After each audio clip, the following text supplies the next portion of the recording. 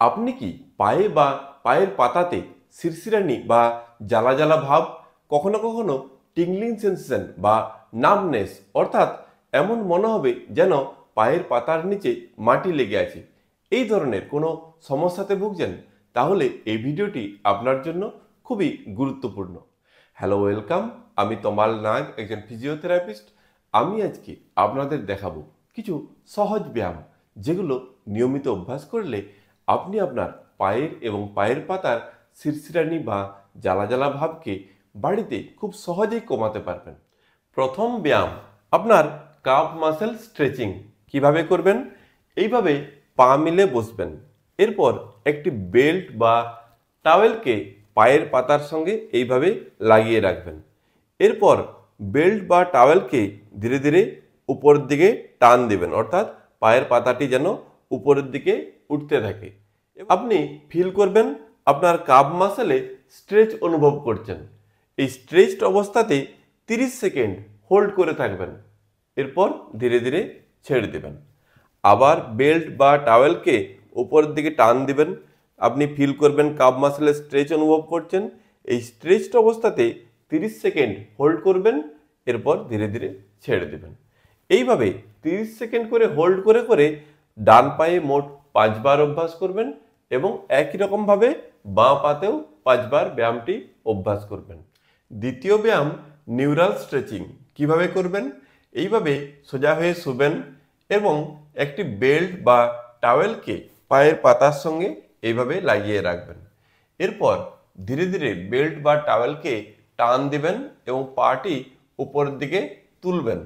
আপনি ফিল করবেন আপনার হ্যামস্ট্রিং বা কাফ মাসেলে স্ট্রেচ অনুভব করছেন, বা আপনার হয়তো যে শিরশিরানি বা জ্বালা জ্বালা ভাব হয় সেটি আপনি অনুভব করছেন।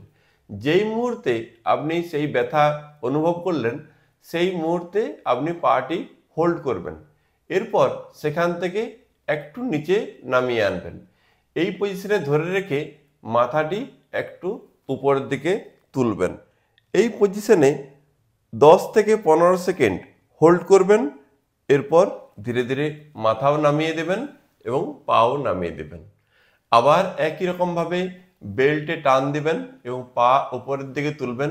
আপনি ফিল করবেন আপনার পায়ে একটি শিরশিরানি ভাব বা স্ট্রেচ অনুভব করছেন।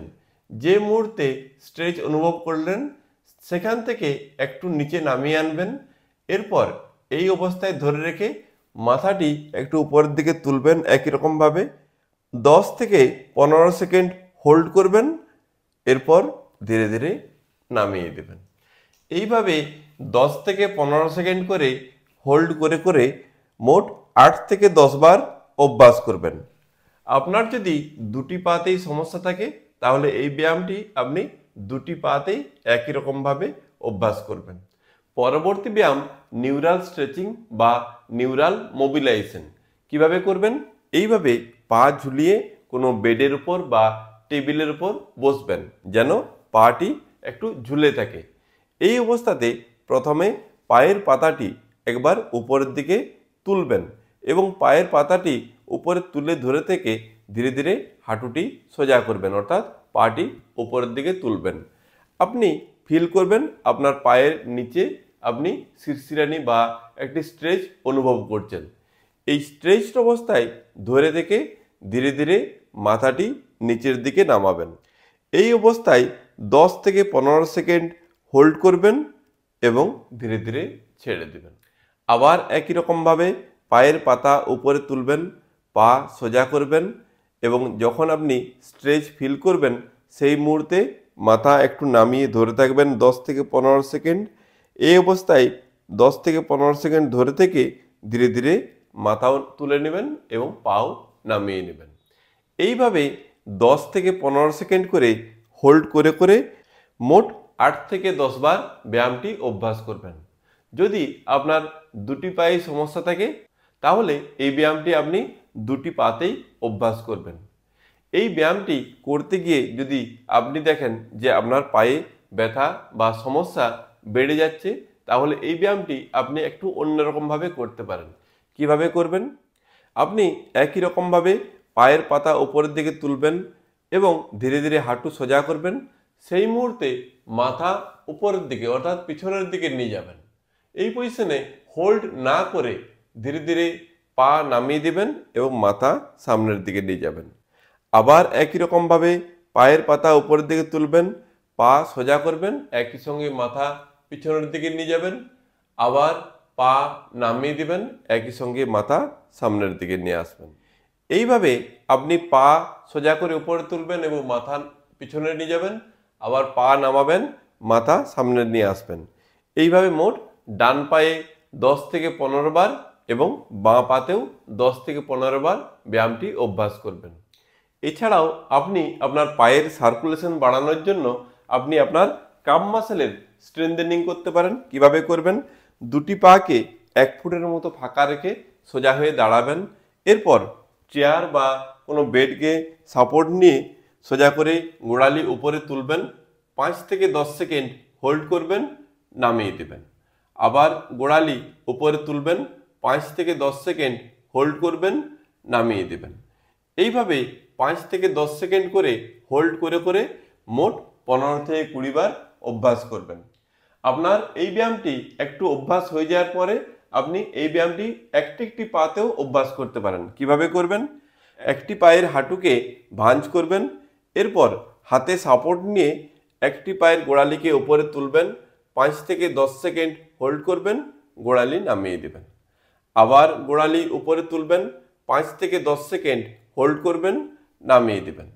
এইভাবে 5 থেকে 10 সেকেন্ড করে হোল্ড করে করে বাঁ পায়ে মোট 10 থেকে 15 বার এবং একই রকমভাবে ডান পাতেও 10 থেকে 15 বার ব্যায়ামটি অভ্যাস করবেন। এছাড়াও পায়ের পাতার নিচের মাংসপেশির ক্ষমতা বাড়ানোর জন্য একটি ব্যায়াম অভ্যাস করবেন। একটি টাওয়েল নেবেন এবং চেয়ারের উপর এইভাবে বসবেন। এরপর পাটিকে টাওয়েলের উপর এইভাবে রাখবেন। এরপর পায়ের আঙ্গুল দিয়ে ধীরে ধীরে টাওয়েলটিকে টেনে সামনের দিকে নিয়ে আসার চেষ্টা করবেন। আবার পায়ের আঙ্গুলটি সোজা করে উপরে বসাবেন। আবার একই রকমভাবে টাওয়েলটিকে পায়ের আঙ্গুল দিয়ে টেনে নিজের দিকে নিয়ে আসার চেষ্টা করবেন। আবার পায়ের আঙ্গুলগুলি মিলবেন। আবার পায়ের আঙ্গুল দিয়ে টাওয়েলটিকে টেনে পায়ের তলায় নিয়ে আসার চেষ্টা করবেন। এইভাবে পায়ের আঙ্গুল দিয়ে টেনে টেনে মোট 15 থেকে 20 বার ব্যায়ামটি অভ্যাস করবেন। এই ব্যায়ামটি আপনি একই রকমভাবে আপনার বাঁ পাতেও অভ্যাস করবেন। এই সমস্ত ব্যায়ামগুলি আপনাকে সারাদিনে 2 বার অভ্যাস করতে হবে। আপনার সমস্যা থাকাকালীন আপনাকে একটানা বেশিক্ষণ দাঁড়িয়ে থাকা, সামনে ঝুঁকে ভারী জিনিস তোলা, বেশি জার্নি করা, এই ধরনের কিছু অ্যাক্টিভিটিস অ্যাভয়েড করতে হবে। তবে আপনার সমস্যা যদি অতিরিক্ত থেকে থাকে তাহলে অবশ্যই নিকটবর্তী কোনো ডাক্তারবাবুর পরামর্শ নিন বা কোনো কোয়ালিফাইড ফিজিওথেরাপিস্টের কাছে যেতে পারেন। সেখানে বিভিন্ন ধরনের আধুনিক প্রযুক্তির ফিজিওথেরাপি মডালিটিস আছে এবং বিভিন্ন ধরনের ফিজিওথেরাপি টেকনিক্স আছে যার দ্বারা আপনার সমস্যার দ্রুত সমাধান সম্ভব। এই ধরনের ব্যায়ামের নিয়মিত ভিডিওর আপডেট পেতে আপনি আমার এই চ্যানেলটি সাবস্ক্রাইব করুন। ভিডিওটি শেষ পর্যন্ত দেখার জন্য ধন্যবাদ। সুস্থ থাকবেন, ভালো থাকবেন।